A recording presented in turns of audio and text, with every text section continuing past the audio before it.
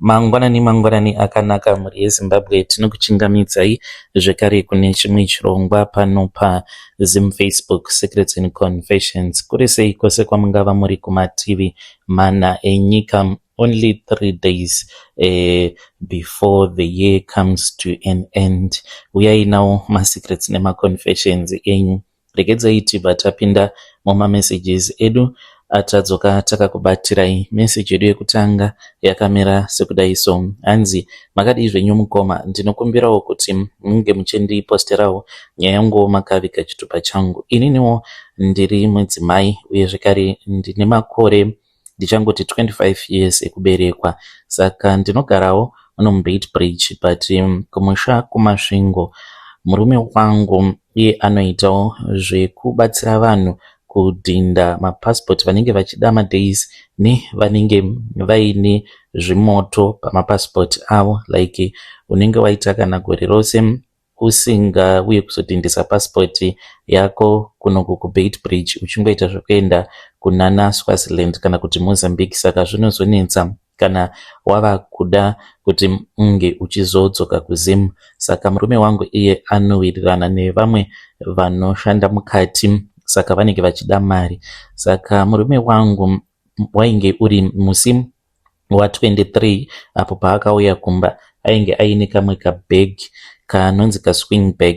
Saka kabhegi ikako kainge kaine mari mukati, mainge muine 15,000 rands yainge irimo mukabhegi ikako. Murume wangu paakauya nekabhegi haana kundiudza chokwadi, akazotondiudza chokwadi mangwana acho makuseni patakamuka tikaona kuti mukabhegi mainge musisina mari. Ndopaakazoti ndakabira vamwe mother vanga vandepa passport yavo kuti ndinge ndichivadhindisira because yainge iine overstay. Passport yacho akazongonoikanda mubhazi iro raakavaona vachiburuka, which means kuti passport yavo akakwanisa kuvadzosera, but kaswing bag ndiko kaakazotiza nako. Saka vakangotanga kungotaura ndokubva vamubatisa kabag nepassport, vakabva vachizoenda kutoilet because painge pakawandwa, uye zvekare ivo vainge vasina umwe munhu wavainge vainaye wavaikwanisa kusiyira kabhegi ikako.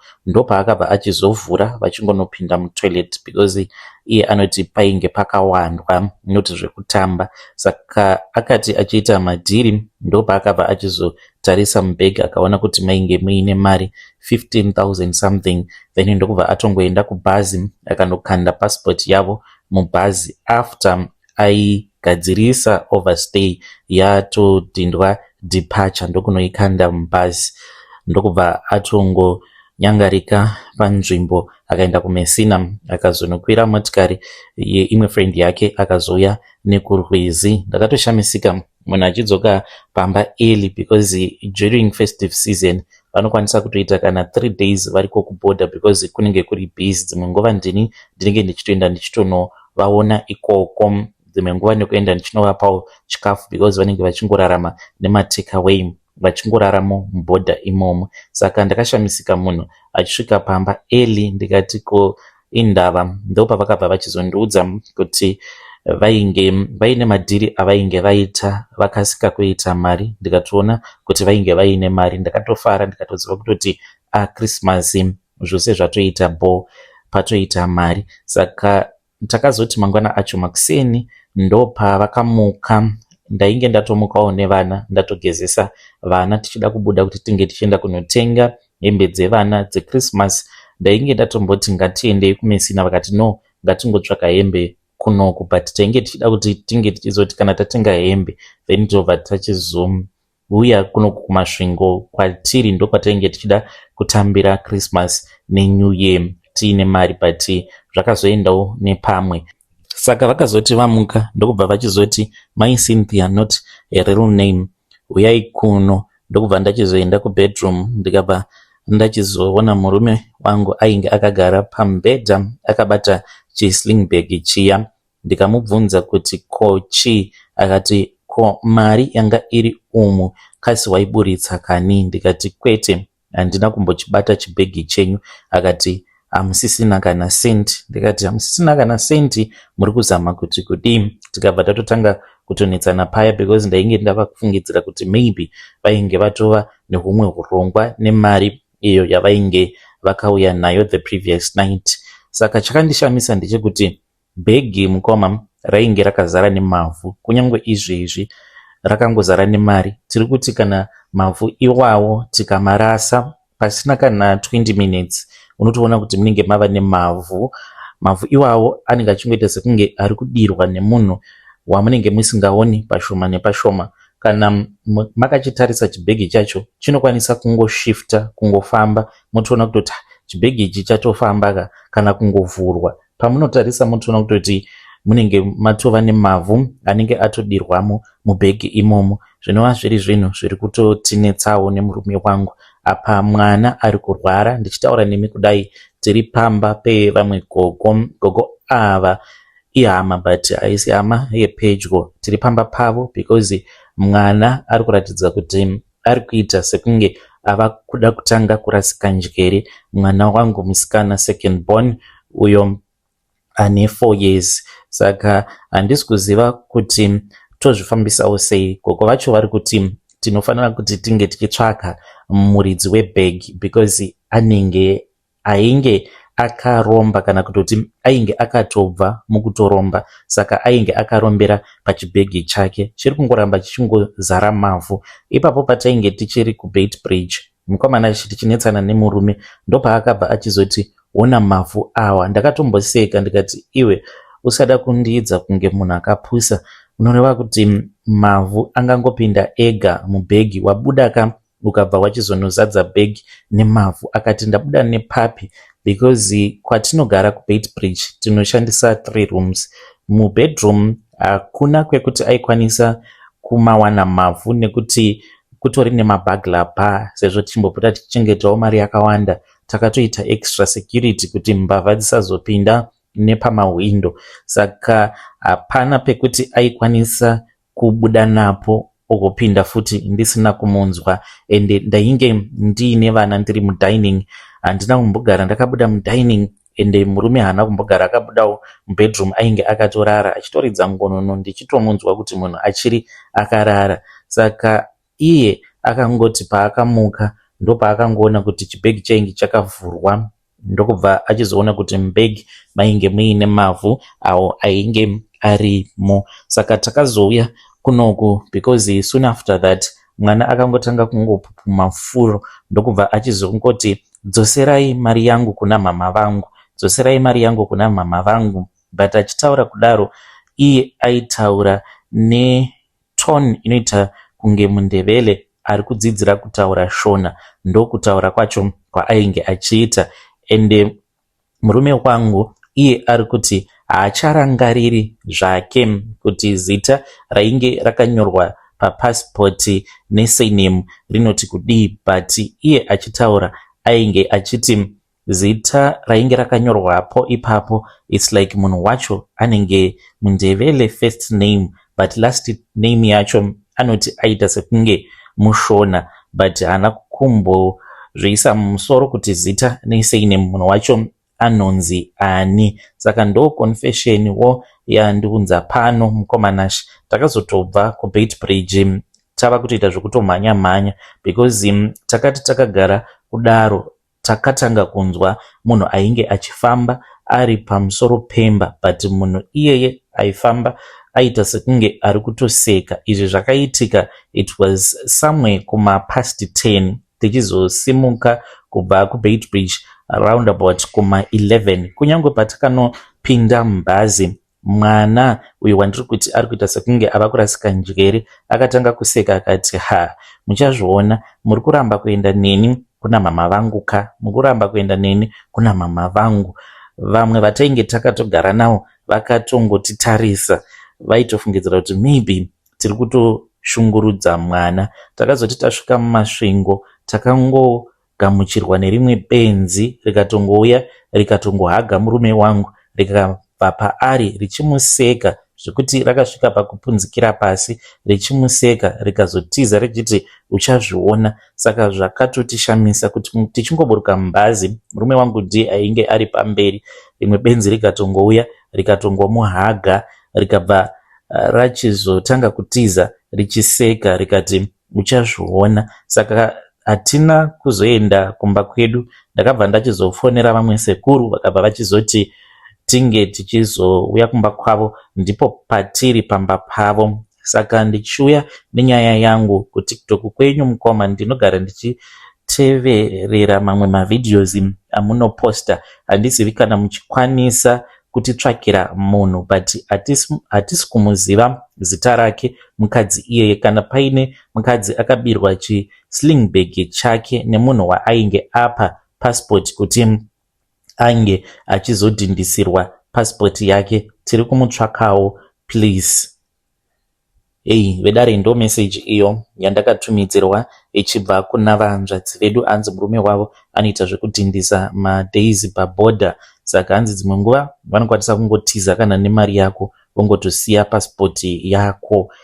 Zvakangooma nazvo vedu. Saka hanzi vakazongotora chislingbag vakaona kuti mainge muine mari vakatoenda nekurwizi. Hanzi vari kutsvaka munhu uyo akabatisa umwe murume kuti anga achigadzirisirwa overstay yake, anga achizoisirwa departure. Kana uriko you can reach out to me.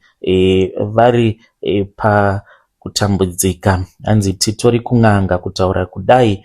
Saka ivo vachitaura vari kuti tanga takanzi munokwanisa henyu kuzoita go back to sender, but kana maita go back to sender munenge maitira munhu utsinye, because hanzi anozonorohwa nezvinhu zvake. But n'anga yacho hanzi iri kuramba iri kuti handingakuitiri go back to sender, yeti murimi makaba mari yemunhu, because ndinenge ndava kutoita zvandisingatendedzwi kuti ndige ndichiita nevadzimu vangu, kurwadzisa ropa risina mhosva. Hanzi zvekuromba, kana kuri kuromba kwake zvina basa, but iye haana chaakakutadzirai. Saka ivo vari kuti nekurwara kuri kuita mwana wavo havasi kuda kuti varambe vachingoona mwana achingoshungurudzika. Ndiyo imwe advice yavari kuda kuti todii, totsvaka imwe here n'anga inozvigona, tongoita hedu go back to sender, moto wodzokera hawo kumoto. Zvakangooma hazvo vedu. Ngatitaurei navo mucomment section. Hanzi murume wangu ndizvo zvaari kuti tinge tichiita, kudzosera moto kumoto. Regedzai tibva taenda panyedu inotevera. Nyedu inotevera yakamira sekudai so. Hanzi makadii zvenyu mukoma, ndinokumbirawo kuti muge muchindiposterawo nyaya yangu makavigawo chitupa changu. Ndauyawo pano ndiine confession iyo yandiinayo. Ndiri mudzimai uye zvekare ndine makore 22 years kuberekwa. Saka pane umwe murume uyo wandiri kufambidzana naye ari kuSouth Africa, ari kuuya kuzondiona nekuzondiroora kuno kuZim for the first time. Tichange tichizoonana. Takasangana mainge muri muna June mune rimwe group repafacebook. Tasangana kudaro, then ndokubva achizondisvitsa shoko ndikazobvuma. Saka kubva ipapo patakasangana kusvika pari zvino tinongotaura pafoni nehama dzake, ndinototaura nadzo, asi handisati ndakambonoona madzitete vanatete vangu. Saka nyaya iripo mukoma ndeyekuti murume uyu kana akauya, ndava kutofunga kuti ndige ndichingotsvaka hangu reason yekuti tinge tichirambana, because dambudziko riri pandiri rakatanga apo pandainge ndiine 15 years. Ndakamboenda ndikanogara navatete vangu. Saka pandakaenda ndikatanga kugara navatete, mwana wavo akabva achizombodzoswa kumarriage. Adzoswa kudaro, nhau yainge iripo mukoma yainge iri yekuti ainge achiitira wet mumagumbezi. Saka akanzi ange achimbodzoswa kuhama dzake vange vachizofamba naye, because murume wacho paaifamba ainge akaudzwa kuti mumusha mavo mune mweya wengozi, but kuri kusaidhi rekwababa vake. Saka hanzi ndo yainge ichikonzeresa kuti mukadzi mukuru ainge achiitira wet mumagumbeze, ende izvi zvaiitika each and every day. Saka ndakangoto pandainge ndichigarawo kumba kwavatete ndo pazvakabva zvachizoitika. Vatete ava ndivo vane mari mudzinza kudarika vanhu vose. Ndivo vakatotiendesa kuchikoro, vakatanga kundibhadharira school fees kubva ndichiri grade 4. Then ndivo zvekare vakaita kuti hanzvadzi yangu inge ichizokwanisa kuzopedzisa course ainge achida kuita yemechanics. Saka kunyangwe ndikada kutaura nyaya iyi mukoma kumhuri ndinotozviziva kuti hakuna anotomboda kuzotombonzwa nezvayo nyaya yacho. Vanhu vose vanokwanisa kuzotongondivenga vachiti ndiri kutaura zvinhu zvekunyepa. Ndokusaka ndatanga ndauya kwamuri because ndiri kudawo advice. Saka ipapo mwana wavatete paakadzoswa kumba achinzi aifanira kuti ange achizofamba nehama dzake kuti vange vachizoziva kuti dambudziko racho riri kukonzereswa nengozi rinozogadzirisika sei. I still remember kuti vaitofamba naye, but all of a sudden vatete vakabva vachizongonditi one day vainge vachida kuti tinge tichizoenda tose kune imwe n'anga. Takabva tachizoenda kumba kwen'anga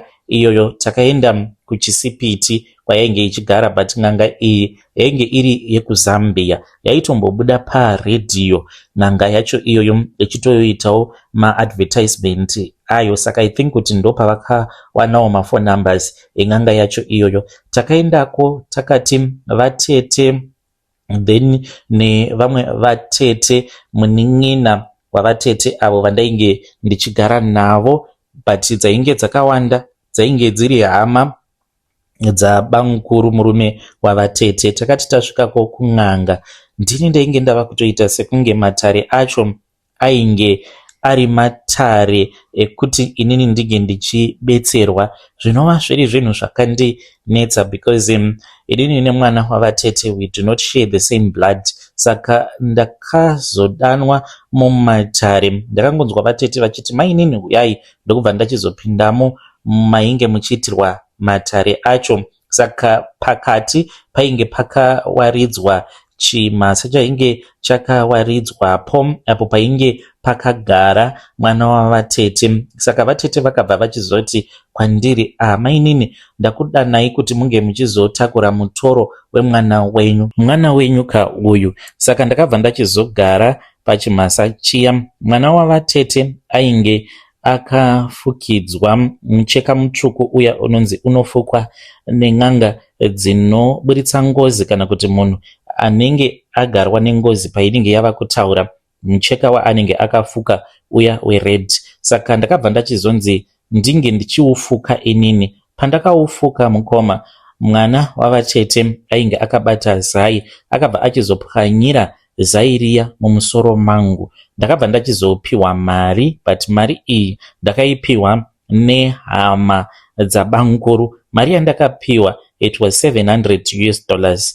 After ndapiwa mari iyoyo takazoti tava kudzoka kumba. Ndainge ndiine huku iyo yandainge ndatengerwa, but huku yacho yakatotengwapo pamba pen'anga. Yainge iri yewhite asi yainge iri yechiboy. Ndakazoti apo patainge tasvika kumba kwavatete ndikanzi ndinge ndichibika. Saka ndakaibika ndichitofungidzira kuti ndainge ndichifanira kuti ndige ndichizoipakurirawo vanhu vainge varipo, but ndakanzi yainge iri huku yangu. Ndakaidya kusvika ndaipedza ndiri ndega. Ndaiti kana inenge yasara ndobva ndanzi ndinge ndichiisa muzvima lunchbox ndodzosera mufiriji. Kana yava nguva yekudya, kunyange vari vatete avo vanenge vabika musi iwoyo kana kuti maid kana kuti mwana wavo, pakuzonopakurirwa zvokudya, inini ndaipakurirwa nyama yehuku iya zvaingodziiswa zvoiswa mumicrowave, then ndobva ndatopakurirwa. Izvi zvakaitika kuda kweabout 2 weeks. Mari yandainge ndakapiwa ndakanzi ndaifanira kuti ndige ndichiishandisa yose nekukasika. Mangwana acho vakanditora vakaenda neni kutauni vakanditi ndinge ndichitenga.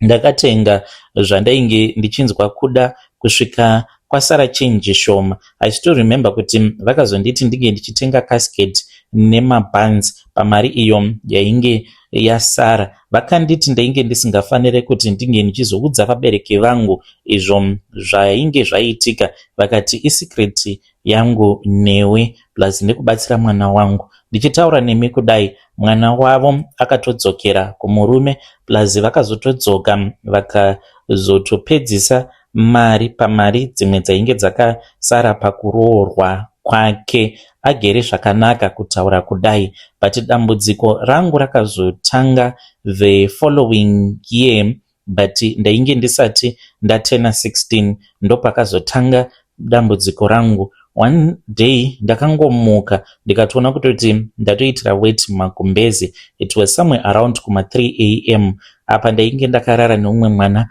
wavatete. Mukomana acho ndakanyara zvisingaiti. Ndakangomuka makuseni ndikaburitsa magumbezi ndikamaisa pawaya. The following night vatete vakabva vachizoti mwana wavo ainge ava kufanira kuti ange achishandisa imwe spare bedroom. Spare bedroom yesister yacho uyo ainge adzokera kumarriage. Vakatoita sekunge vainge vava kuzviziva. That night again ndakamuka, I think it was kuma 12 or kuma 11 ndopandakaona kuti ndainge ndatoitira weight mumagumbezi. Saka ndainge ndava kuti kana ndikaita weight mumagumbezi ndobva ndatora aini ndobva ndaina magumbezi, because pamba pavatete panongogara pakazara vanhu vakawanda, hama dzemurume wavo zvekare nehama dzedu dzinongogara dziripo. Saka vatete vainge vava kumeka sure kuti kunyange zvikanzi pamba pawanda vanhu, but inini ndinongorara ndiri mubedroom mangu ndiri ndega, plus imba yavo yakakura and pane maguest cottages maviri. Saka vaitongomeka sure kuti inini ndinotongogara ndiri ndega. Saka vakazonditi ndinge ndichizobuda main house ndikatanga kugara kucottage kwainge kuri nani, because ndaingotaimira ndobuda then ndobva ndatoyanika magumbezi. Dambudziko iri mukoma harina kuda kupera. Ndainge ndichifungidzira kuti maybe raikonzereswawo nekuti usiku paya kana ndikanwa mvura ndainge ndava kuzvilimita mvura kuti dzichingoti 1 pm handichatonwe mvura, but still ndinongoitira weight mumagumbezi, which has brought me to today. Ndine murume uyo wandiri kufambidzana naye ari kufanira kuti ange achizouya kunoku kuzimu, but dambudziko riripo nderekuti ndinoitira weight mumagumbezi each and every day. Handichatomboshandisi bed, because kana ndikangorara pamubhedha nhasi ndikaitira weight mangwana mattress yacho mukoma inozoita sei? Kunyange ndikanzi ndaisa plastic, but ndinozongoona bed rinenge rakatota. Handicharari pamubhedha, ndinotongorara zvangu pafloor. Kumba kwandiri kugara iko zvinozvi ndainge ndakatotenga chimasa chandainge ndakatenga. Chimasa ichocho chakasvika pakuora nekuda kwekuti ndinoitira weight magumbezi on a daily basis, each and every day. Kunyange zvikanzi ndarara ndakagara, zvakatomboitika apo patainge tiri kuchurch. Lucky enough ndainge ndakagara kuback row. Pandakasimuka mukoma ndopandakaona kutoti kozvandatozviitira weight mukoma nashe. Lucky enough wainge uri usiku, vanhu vazhinji vainge vapera kubatwa nehope. Saka it was an all night prayer. Ndakangogara zvangu kumashure. Ndakatomboda kumboramba ndakagara apo pandainge ndakagara kurow yekumberi. Saka ndakangosimuka then ndokubva ndachizoenda kumashure, ndikabva ndachizogarako kumashure ikoko. Ndakazomuka mukomanashi. Pandakamuka ndakatoona kutoti ndainge ndatozviitira weight. Pandakatarisa ndikatoona kutoti weight yainge yakatojenga pasi. Ndikabva ndachizotora rimwe jacket randainge ndakapfeka pamusoro pejacket randainge ndakapfeka, ndikabva ndachizotorishandisa kupukuta weight iyoyo ndisingade kuti vanhu vange vachizviona, ndichitoshandisa makumbo angu. After that ndikabva ndachizoenda kutoilet mukoma. Ndakazotonorara mumotikari usiku hwose. Saka kunyange ndikanzi ndinenge ndakagara, but hazvibatsiri, because ndinokwanisa kungozviitira weight. Ndiri kudawo help kubva kune vedare renyu. Ndogara ndamuudza here murume uyu kuti ndiro dambudziko riri pandiri. I feel as if vatete vangu vakandishandisa, vakabvisa mhepo yainge iri pamwana wavo vakaiisa pandiri. When you post my story, please tell me. Ndichange ndichizotevererawo ndiri mucomment section. Vedare ndo message iyo yandakatumidzirwa ichibva kuna vanzvadzi vedu. Zvakangooma hazvo vedu we. Maybe you need to tell him, maybe you understand mukafamba muri mose. I think vatete venyu vane zvavakatokuitai. Zvakangooma hazvo vedu we. Nyaya idzi dzekuti ndina nhingi wangu ane mari, most of the times wacho anenge achinzi ane mari iyeye ndiye anenge achitoshandisa vamwe vanhu. Regedzai tibva taenda panyedu inotevera. Nyedu inotevera yakamira sekudai. Hanzi makadi zvenyu mukoma, ndinokumbirawo kuti mundipostere nyaya yangu makaviga chitupa changu. Ininiwo ndiri mudzimai uye zvekare ndine makore 35 years ekuberekwa. I think kuti rinori ndo gore rekupedzisira, ranga riri gore rekupedzisira ndichiita zvekutengesa muviri wangu. Come next year ndinoda kuti ndige ndichitsvaka hangu munhu anondiroora. Basa rangu ndinoita zvekutengesa muviri wangu kuna 4th nekuma Avenues. Ndine towel randakapiwa. Towel iri ndatova almost 6 years ndinaro. Ndakabva naro kuCape Town. Pandainge ndiri kuCape Town mukoma, ndaitoshanda pane kamwe karestaurant. Saka pandakazoti ndava kuda kudzidzira kuita zvekuruka vanhu musoro, ndo pandakazopanduka. Ndaiti maweekends kana kuri kunzi ndinenge ndisina kuenda kubasa nepandinenge ndiri off, sometimes kana ndikakasika kudzoka kubva kubasa, ndaitoenda kusaloon yeumwe mukadzi wandakazotanga kuwirirana naye. Ainge aine saloon yake location umo matainge tichigara. Mukadzi iyeyo mukoma ainge akaroorwa ende ainge aine maboyfriends akawanda. Ndakamubvunza kuti anombozvifambisa sei, akandiudza kuti ainge akadyisa murume wake, akandidzidzisawo ndikazodyisa wanguwo murume. Akazotanga kunditsvakira maboyfriend, but akazotanga kurwara, akanzi ainge aine breast cancer. Ane towel kaface cloth kaakandipa kepink, akabva anditi aka kaface cloth aka ndakakapiwa neimwe n'anga yekuMalawi, ndiko kandinoshandisa kana ndichida kuti murume ange achindipa mari yakawanda.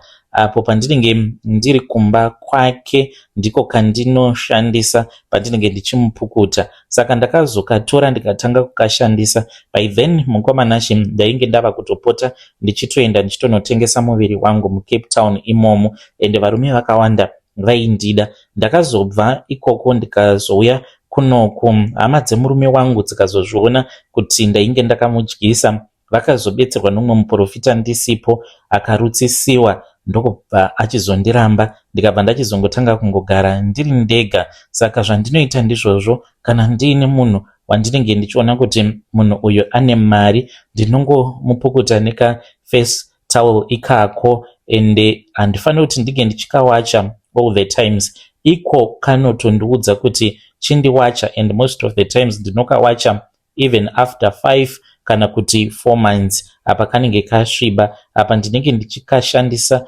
kuzvipukuta nekupukuta maboyfriends angu ose avo andinenge ndichida, zvekare nevamwe varume avo vanenge vauya kuzondikecha, vandinenge ndichiona kuti munhu uyu ane mari. Saka ndinongoshandisa futi katowel ikako, but katowel aka handichakadi. Ndakamboedza kukarasa ndikatombokapa umwewo musikana, akatanga kurwara zvisingaiti, ndokubva achizoenda kumuprofita, akaenda kuchitungwiza if I remember very well. Asvikako akaudzwa kuti dzosera tauro iroro kune munhu akakupa. Akauya nako akati, vasikana, kanhu kenyu kamakandipa aka, of course kanga kachindipa macustomers, but ndiko kari kundirwarisa. Ndakangoti ndakatora, mukoma akatanga kuita umwe mudumbu. Aiti kana akaenda kutoilet, paainge achiita tsvina aitoita mazinyama, ndokutopora kwaakatoita. Apa ainge ava kurwara zvisingaite apera, but kana mukamuona zvaava izvezvi hamungambofungidziri kuti munhu akatomboiswa paoxygen machine. Saka chitowel ichi ndiri kutsvakawo munhu anoda kuchishandisa kana uchiitawo zvekukechesa, kana kuti uchingoda murume ane mari. You can get in touch namukomanashi, then ndobva ndachizokupa mafone numbers. I don't want someone wekuti anozoti you have to travel, munhu wekuti iye anokwanisa kuzoya kuzochitora kwandiri. Handisi kuda kana senti, chandiri kungoda ndechekungoti chitowel ichi chinge chichibva mumaoko angu, because ndakangoitawo chekungopiwa mukoma. Next year sezvandataura, I want to start a new life. Ndo magoals angu next year. Vamwe pavachatopindawo pamitsanyo yavo ye10 days, neniwo ndinenge ndiinavo, ndinenge ndichida kuti ndinge ndichizowanawo murume achandiroora. Vedare ndo message iyo yandakatumidzirwa ichibva kuna Hey, ya vahanzvadzi vedu ngatizamei kuti tinge tichitaura navo mucomment section. Hanzi kana paine munhu ari kuda towel, anoda chitowel, hanzi ngauye zvake. Hanzi ndiri muHarare. Itowel rinoshandiswa pakutsvaka varume. Strange things indeed they do happen in this world.